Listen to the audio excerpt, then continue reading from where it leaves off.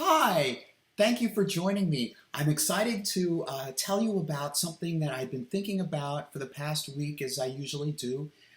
It's about Star Wars and Star Trek, a little bit of Star Trek, but it's about philosophy and I keep saying Frederick, Friedrich Nietzsche, and it was sparked off by thoughts of um, Darth Vader and Anakin Skywalker. By the way, spoiler alert, if you want to see Star Wars and you don't want to be spoiled, I would suggest just avoiding this video altogether. uh, okay, so with that said, I can feel free to be able to just talk freely, like among Star Wars fans or whatever, and fans of philosophy.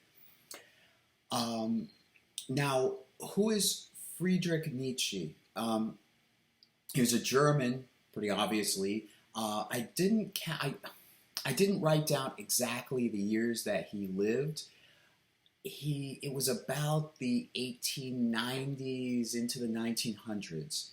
Okay, and he wrote at least one book. He wrote, which is, I believe, and uh, spoke the Zarathustra. Uh, but his ideas have been misconstrued and misunderstood, and unfortunately, very unfortunately, the Nazis, when they rose to power, they used his concepts out of context and misconstrued them for their own propaganda. Now, it is understandable because his concepts are advanced and require thought and nuance, and when totalitarian, authoritarian systems take hold of something, they're not really interested in nuance. In fact, that may be a weak point. Maybe if they delved into nuance, you'll see the weakness in their arguments.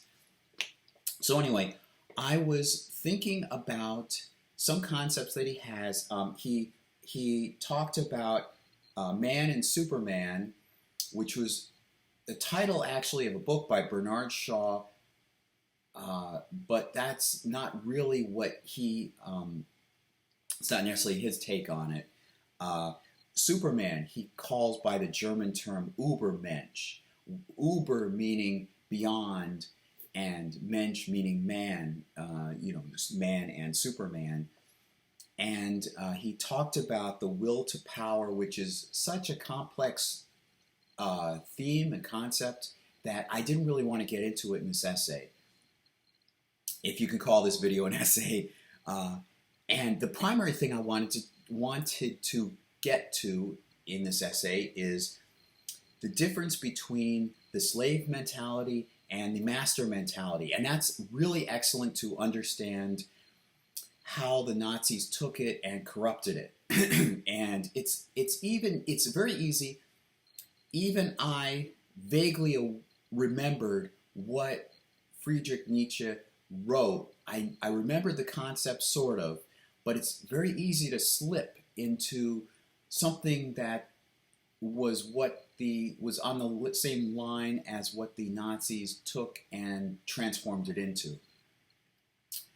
Again, that is the slave mentality and the master mentality. Now, like anybody in high school would probably, when they hear slave and master mentalities, they would probably think nerd and jock, right? There was a movie, Revenge of the Nerds, which I believe came out in 1984. And then there was a sequel to Nerds in Paradise, 1986, I think.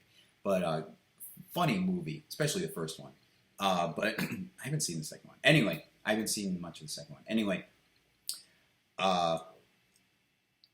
you would think that, it's simply a context of the jock, the powerful figure, having control over the slave or the nerd, the weaker one. The strong will overcome the weak, and so forth. That's not exactly what he was getting at. But anyway, I vaguely remembered that. And then So I was thinking of Star Wars as naturally recently. I've been watching movie reactions, first time reactions to Star Wars, and I was thinking of Darth Vader. You know, Darth Vader. I don't know how many. Well, outside of people who've actually seen the Star Wars saga of movies, I don't think they realize how much of a dimensional and important figure Darth Vader embodies. You know, fictional characters sometimes when they're great, and great I don't meaning I like them a lot. I mean great meaning they're very expansive in terms of deep, profound thought. I mean deep, profound concept. I don't think they realize how much Darth Vader actually is. Even before the prequels came out, starting in 1999, in the original trilogy, you're paying attention to these characters and the backstory of it all. Darth Vader, all that's revealed is that, again, I'm glad I mentioned spoilers. In the backstory given, it's that Darth Vader had been once Anakin Skywalker, and he was a brave Jedi Knight, and his friend was Obi-Wan Kenobi. And then, meanwhile, there had been just the Republic, now referred to as the Old Republic in the novels that came out after the original trilogy. And they were defended for thousands of generations, or for 1,000 generations, as Obi-Wan Kenobi, Ben Kenobi, puts it. The Jedi Knights were guardians of this stable republic. They were like the knights in shining armor, and they practiced and adhered to this religion of the Force. Now, the Force is simply the Force. It's capitalized, the Force. And there's the dark side of it. I think people may misconstrue this too. Well, to put it simply, there's the light side of the Force. I don't think anybody actually refers to it as the light side of the Force. And there's the dark side of the Force, which is heavily mentioned in Star Wars. The light side of the Force is used by the Jedi Knights, and the dark side of the Force is used by the Sith. The term Sith wasn't actually used in the original movie trilogy, although it had been mentioned in the novel adaptations of the original trilogy movies. And until the prequels came out, I didn't know what the Sith was, but it seemed very important because Darth Vader was referred to as the Dark Lord of the Sith. And that's something that George Lucas had apparently figured out all along. In the original trilogy before the prequel trilogy came out. All right, going back to the Force. It's as Obi-Wan Kenobi described it to Luke. It's something that separates. It's something that penetrates us and binds the galaxy together. We can utilize the Force. We can have control over the Force to be able to manipulate it, and it in turn can have control over us. And that's something, the word beautiful comes to mind. I don't think that's the right term.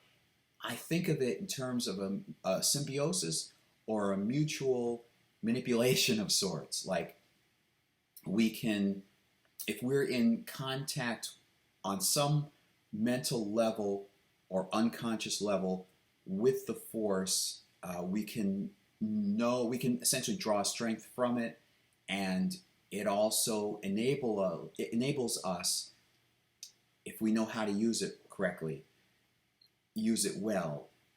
That's probably the best way I can express it, and on some subtle level, it's an easy concept to understand.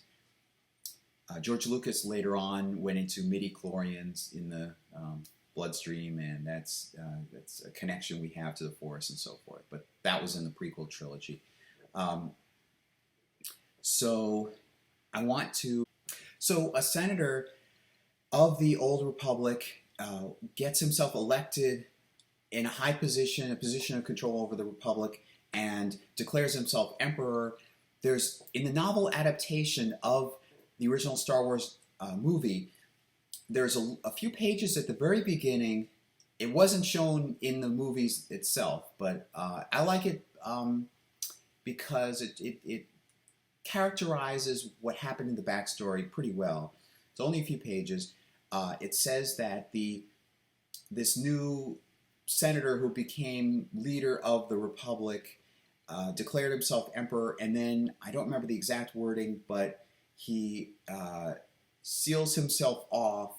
It writes in so many words, it's saying he sealed himself off from the outside world, the people who really needed his help, and his ear was only to those powerful figures who themselves were corrupt.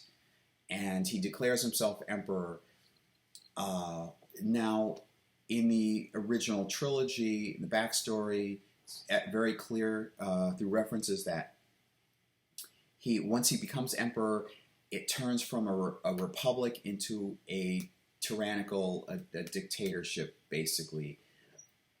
And it's an empire.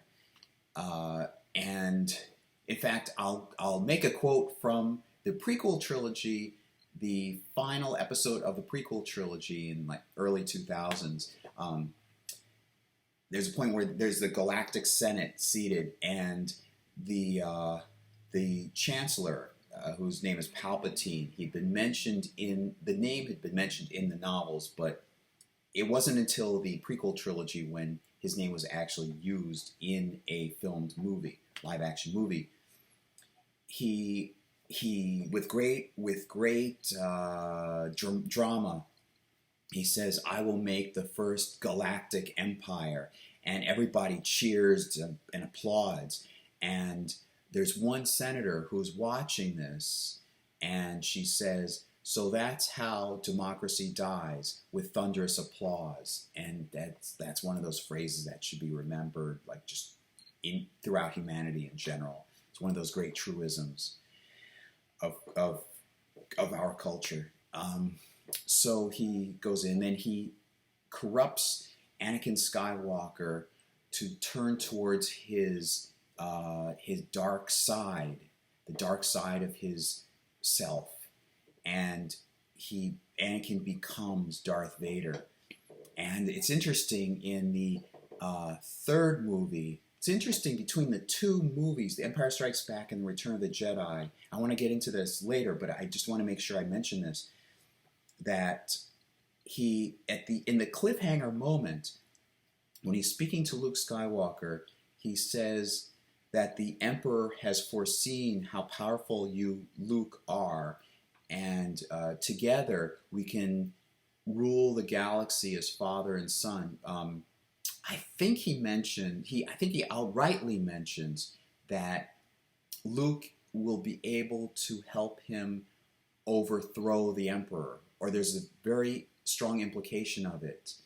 And that's very interesting, considering this may be belaying that he's thinking about overthrowing the Emperor. Now, why would he be wanting to overthrow the Emperor?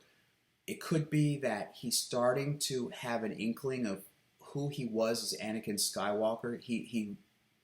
It may be that he clearly doesn't want the Emperor over him. He clearly doesn't want to be oppressed. And he is also probably reacting to this familial tie to his son, to Luke Skywalker. And as somebody put it on YouTube, a YouTube first reaction video, it's amazing how much character we can see in his face, even though we never actually see Darth Vader's face. I mean, we never see Anakin's face beneath Darth Vader until the very end, until the final moments of Return of the Jedi. And there's when Luke Skywalker falls down the pit, rather than join his father, um, there's that look upon Darth Vader just watching him, and I just see in that just lost hope. Like there's no, like Luke was his one last chance to be able to gain some freedom, maybe, or it depends perhaps on your interpretation, but it's clearly a look of despair. In Return of the Jedi, there's that wonderful moment when Luke surrenders himself to the authorities, and they escort him to meet Darth Vader. And there's this wonderful walk that father and son have as they're walking down the I don't know what you call it, the walkway. And Luke Skywalker is more confident than he was at the end of Empire Strikes Back. He's actively confronting his father. I mentioned in the prior video that resolving inner conflict is very important for us as people, as individuals. And in this case, Luke Skywalker has clearly matured, not only physically and emotionally, but psychologically as well. He's able to confront his father, and he's very clear on what must be done, and he's brave to be able to push for it. And Darth Vader says, it's too late for me, son, meaning he cannot change back. And he said, notice he says, the Emperor is now your master. And he uses, I'm pretty sure he even uses that term master. The Emperor is now your master. There's that master. I am slipping into that misconstrued concept of Nietzsche, but I think it's not that misconstrued. You slip into that master-slave concept where Darth Vader thinks of himself as a slave under Master Palpatine. All right, so that's where my head was. That's what I was thinking of. I was thinking of course, Germany and Nazi Germany. I was thinking of Darth Vader embodying the peaceful aspect of Germany before mechanization, and this is playing a little loosely with history. Don't talk to me about, they had industrialization in the 1840s or whatever. No. I mean the mass mechanization to the extent that it dehumanizes human life. That's what I think of Darth Vader as embodying. It's an allegory for Germany Nazifying, Germany becoming more mechanistic and inhuman. Now, I refreshed my memory on Friedrich Nietzsche's concept of the two moralities, the slave morality and the master morality. And as I said before in this video, it's more nuanced. It's not master over slave.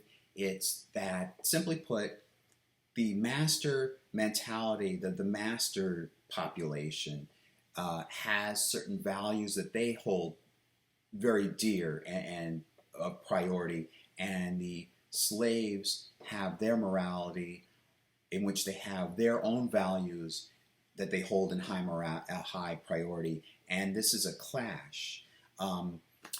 You can simply see it. I'll give you a hypothetical example, a very simple example. It's like the master morality, and I'm not necessarily talking about Nietzsche's, anything that Nietzsche wrote, but I'm talking about the concept itself, using a hypothetical example. You could imagine like the master morality population would hold certain ideals, certain values to be ideal, like we want to be the greatest on earth. We want, well, it's easier to think of the slave. I'll talk about the slave morality. And I guess I can go back to that nerd and jock example, see, it's easy to slip into the idea of the master over the slave. That's not his concept. But I can use like the high school jock and the high school nerd as examples. You have the nerds that praise intelligence and equality and working with each other and helping each other out. I mean, this goes all the way back. I mean, so many movies portray these two sides. Even bad movies portray these two sides. And even in Revenge of the Nerds, I mean, watch Revenge of the Nerds again. I think from 1984. You see the nerds helping each other out because not so much that there's this jock over nerd relationship, but it's that you watch the nerds and how they behave. They help each other out.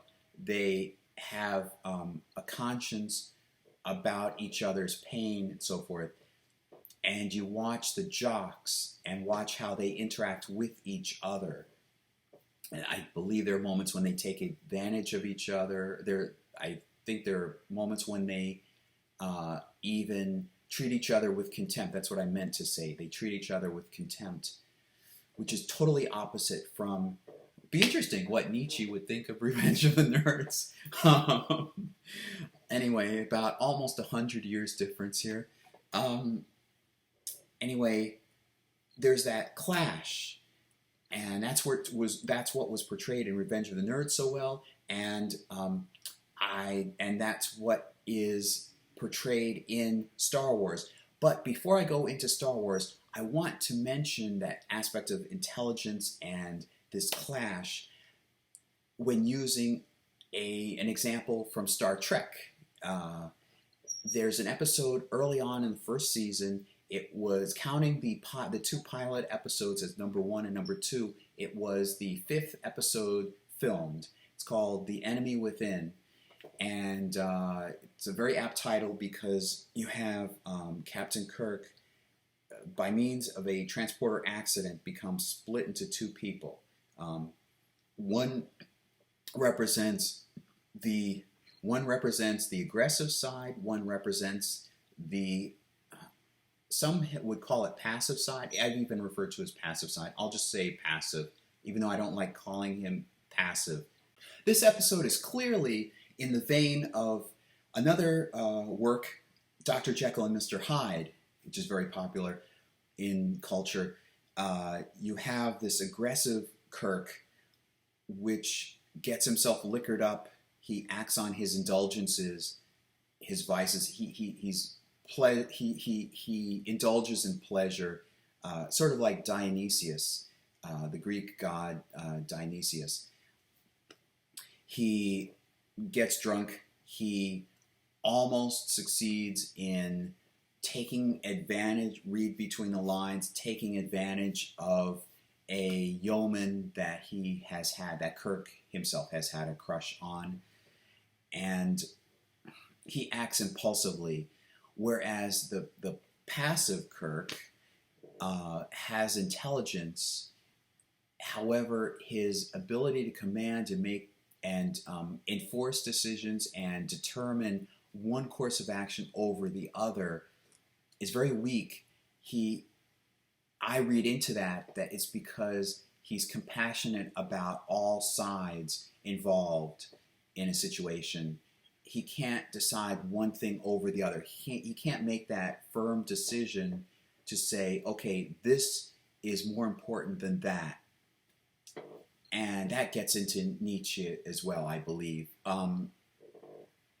And so Spock, Kirk's first officer, points out, first of all, Spock gives a great soliloquy, a little bit of dialogue. There was an experiment with two dogs at this transporter accident also, it was one dog that was split by this transporter accident into two, same effect, and they try running both of them through the transporter again to put them back into the original dog, and he's dead. And that's the first time in these episodes, these Star Trek episodes, that McCoy says, "He's dead, Jim." That famous line, "He's dead, Jim." Originally, it was intended, from what I read, it was intended for Spock to say. But they're debating later on. Well, is there some problem with the transporter? What if we run Kirk through and he also becomes killed? And Spock disagrees. No, you must put both Kirks through. And then here's the quote. It's being split in half, and then being split in half is no theory with me, Doctor. I have an alien half, you see, as well as a human half, submerged, constantly at war. I fight it because my intelligence wins out over both, makes them live together. And he says, your intelligence will enable you to be able to do the same thing, to essentially hold yourself together through this reunification, through the transporter effect. And Bones later tells, or earlier sometime in the episode, tells the passive Kirk, you do have something that you can fight with. You don't have the other Kirk's aggressiveness, nor probably his strength, but you have your intelligence. And something I've said before in earlier videos, perhaps that's where man's essential courage comes from, the intelligence. Because there's a moment when the passive Kirk and Spock both confront the aggressive Kirk, and the aggressive Kirk has a phaser, and he starts backing away. He appears to be afraid, and the passive Kirk confronts him and says, "You know, don't you understand? We can't survive apart. We have to make this union happen. Okay, my point being with all this, that you have an aggressive Kirk and a passive Kirk. The passive Kirk values intelligence. The passive Kirk seems to value compassion towards other people, other creatures involved, other people involved. And the aggressive Kirk doesn't care about any of that. He's only in it for himself. And that's reminiscent of what Nietzsche was talking about. The slave morality population values that compassion towards others and regard for the others in the group. That's in the slave morality mindset. And the master morality mindset is only for himself, and it's embodied in this example anyway. I'm linking it with the aggressive Kirk. Okay, so now we'll go to Star Wars. So we have the two sides, and we also have, and I want to touch upon this soon, Darth Vader versus Anakin Skywalker. I'll get to that. It's very important. But let's get to the two sides, the rebellion versus the empire. Now, these two sides have different values, clearly. I'm going to equate the empire with the master mentality and the rebellion with the slave mentality. Now you can clearly, now you are starting to see that it's not master and slave as one mentality. It's the master population having its values and the slave population having its values. The slave population mentality, the mentality of the slave population, the rebellion, what do they seem to value? Well, first of all, you see lots of different creatures working together. So it's not I know they're not Earthlings, it's not a human-centered population, as opposed to the almost direct Nazi depiction of the Empire. You see them as all human. The stormtroopers are all uniform. All the officers are all human. You don't see other aliens. To my knowledge, really, you don't see any aliens. In fact, in one moment in the original 1977 Star Wars movie, remember Luke Skywalker and Han Solo bring in Chewbacca and they're disguised as stormtroopers, and one of the the Imperial officers says, "What is this thing?" referring to Chewbacca, presumably. And it's like contempt for anything that isn't human, not, anything that's not like himself. So there's one difference between the Empire and the Rebellion. The Rebellion seems to rely on hope, seems to believe that hope is a strong value in priority, whereas the Empire, what would be the opposite? The Empire would probably feel that that hope is meaningless or worthless. There is also the Force. Now, I want to, of course, you presumably you're Star Wars fans, but if you're just watching this and you're not that well acquainted with Star Wars and you've just continued to watch, I want to point out that the Rebellion, the Rebel Alliance itself, is not the same as the Jedis. The Jedi Knights have almost all but been extinguished by the time the original trilogy comes out. I mean, is by the time of the original trilogy, and in a moment in the first movie, the 1977 movie, Governor Tarkin, in fact, tells Darth Vader, "You, my friend, are the last of that old religion." And there's another moment when another officer in the briefing room says, "Don't fool us with your sorcerer's ways, Lord Vader. Your force hasn't been able to conjure us up." And he goes on and on. And then Darth Vader comes over and chokes him with the Force, which is kind of stupid. Very interesting, dramatic moment, but anyway, don't talk back to Darth Vader. So there's an inkling that they hold this religion of the Force in contempt, and that goes along with this concept of mechanization. You see all the machinations, you see all the large starships, and the Death Star, in fact, is one huge machination. And in fact, Darth Vader points out something along the lines of, don't put too much hope, or don't put too much thought, or not thought, don't put too much hope in this large Death Star you've constructed. It's not as powerful as the Force. In fact, the quote is more like, don't put too much faith in this technological terror, again, technological terror you've constructed. The ability to destroy a planet is insignificant to the power of the Force. I want to go back to Friedrich Nietzsche. He goes into etymology and the importance of etymology. He uses the terms good and bad.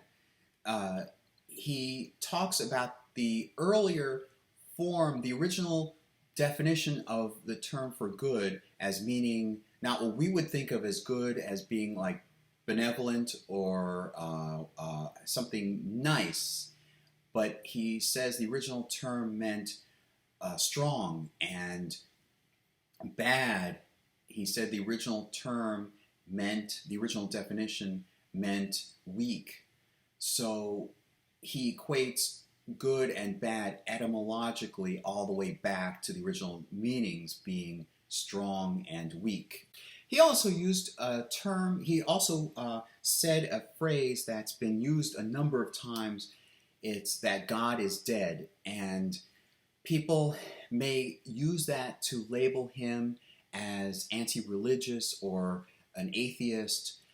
I don't think so. I think that's an element of misconstruing him. I think he means that the belief in God, or the sense of religion is dying away and that something will replace it, whether it's something must replace it. Anyway, something, I think he errs on the idea that something must replace it. But anyway, one of these things would be the Ubermensch, and an Ubermensch, Superman, would be one who has, who embodies, who fuels within, who embodies both the slave mentality and the master mentality. I don't know if that can actually be done because they're so contradictory. I'd have to read more to see if he explains that a bit further, or whether it's still murky. Now, I can think of two excellent examples. Now we're getting to the finale, the crux of this video, comparing Star Wars, or using Star Wars as an example of Nietzsche's concepts. There's a concept of punishment, specifically the motivations for punishment. You have two groups. You have the strong and the weak. You have the strong, in this case, I'll get into the analogy. You have the strong that is motivated to punish, as I understand it from Nietzsche's concept. The strong are motivated to punish others in order that those weak ones get their just deserts. And the weak are motivated to punish so that the strong, anyone who becomes too powerful, can't survive long because they would dominate and take power. And when I was writing my notes for that, I was thinking about the United States, the way the United States government is constructed. You have this balance of power. You have this concept that came up thankfully through the Enlightenment period, that no one king or ruler can be given too much power to dominate everything. And of course, in Star Wars, guess what happens? You have a senator, much like in the Roman Republic, and then the Caesars taking over, to Nazi Germany, where you have a Weimar Republic, and then you have, I believe he was called Chancellor in that too. You have someone coming in and then grabbing power so much so that he becomes a Führer. Okay, so here are my two examples. I'll give you an example of looking at my notes there, I'll give you an example of the empire punishing the weak. In the first movie, the 1977 Star Wars movie, A New Hope, you have Governor Tarkin using the Death Star to blow up a planet. And notice that notice that he is demanding from Princess Leia the location of the rebel base. He wants to crush the rebellion. It's mentioned over and over. He must crush the rebellion. Why? Well, a very strong implication. We can't let this rebellion last because it threatens our empire, the strength of our empire. And so Princess Leia gives him she just gives him the name of a location of a planet. Turns out to have been deserted, and she was lying to him. But he doesn't really care. He just needs a demonstration. That's the key thing. He needs a demonstration. So he blows up her planet as a demonstration, clearly to anyone else, that they better not strike against the empire. Now, as I thought of this example of something where the powerful strike and punish in order to give them their just deserts, I'm not sure if that's as strong an example as I can think of, but it sort of fits. I can think of a much better example of the weak punishing. It's at the climax of Return of the Jedi, when Anakin Skywalker, Anakin Skywalker / Darth Vader realizes he's witnessing the Emperor electrocuting Luke Skywalker, his son, with the Force. and he finally turns against his emperor, his master, and throws him down the chute. He's finally overthrowing the emperor. Now, I see this as a clear example of getting rid of somebody that's become clearly too powerful. So powerful, in fact, that the emperor has taken control, total control over him as an individual person. And whenever I see that, as a side note, I think of, like, in my mind, I think of him saying, and I'll have to, like, filter my words here, but it's like, you ruined my life, and just throwing him to, he doesn't say any of that, but I just imagine him clearly saying something like that. And then that, of course, itself is a sacrifice of his own life for the sake of the rebellion and even his son. I just thought of that now. So that's an example of this slave mentality, according to Nietzsche, as I read Nietzsche, thinking of others and what's good for the other. He sacrificed himself so that others, the rebellion, and probably especially he's thinking of his son, can live a more free life. Now, would that make Darth Vader / Anakin Skywalker an uber mensch because he went beyond the slave master, those two mentalities that clash? He was able to see through it all. It's hard to tell, and believe me, I'll probably be thinking of this after releasing this video. I also wanted to say something about the fact that in the final moment, in fact, it's the frame right before the final, the shot right before the final shot of Return of the Jedi, and that's the whole original trilogy, you see the ghosts through the Force.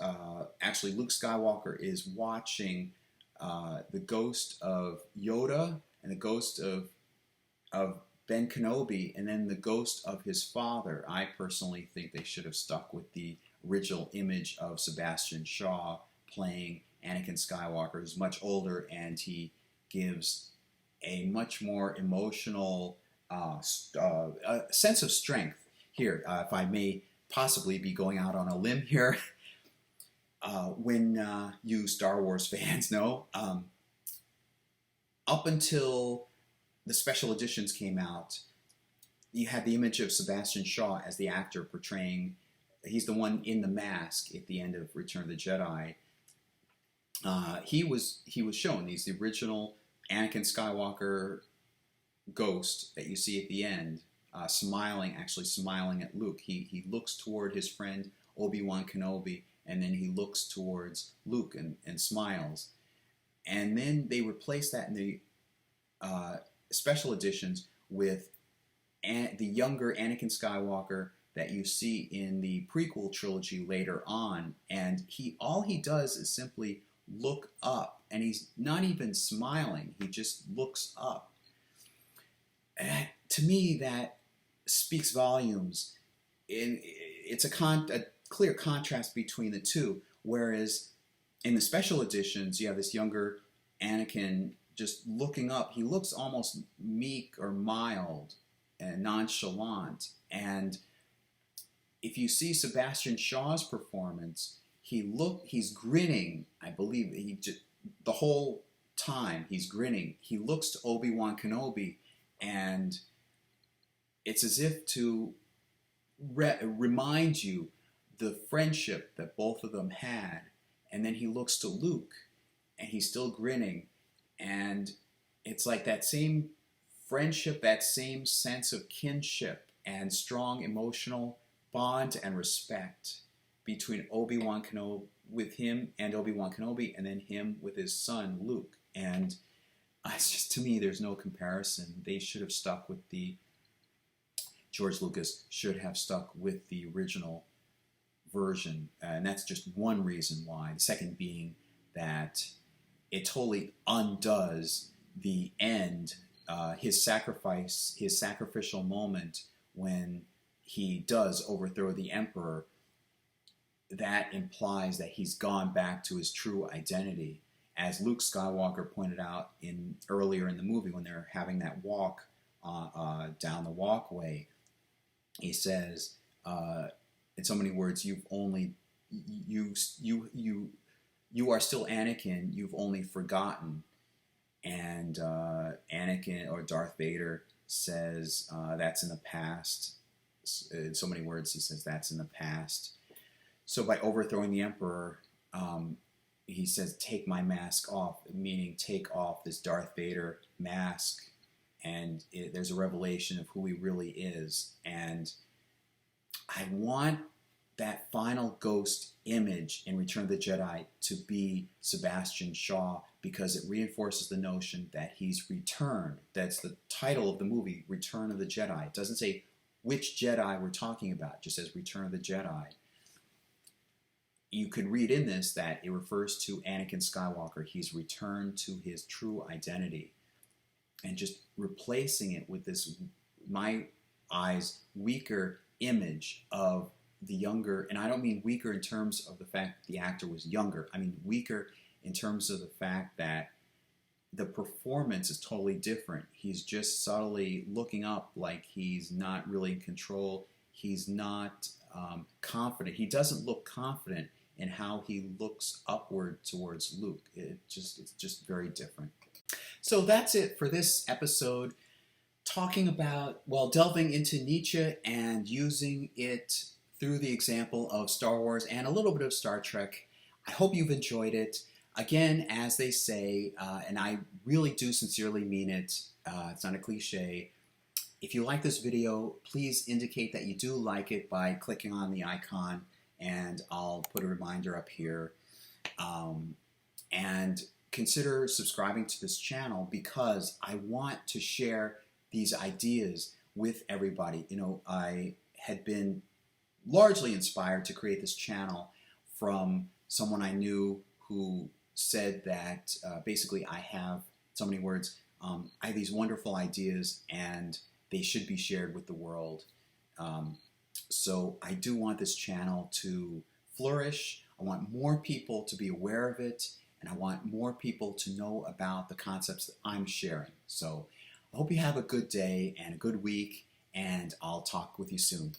Hi, just a quick note. While I was editing this video, it came to mind that there's some elements also present in the sitcom, very popular sitcom, All in the Family.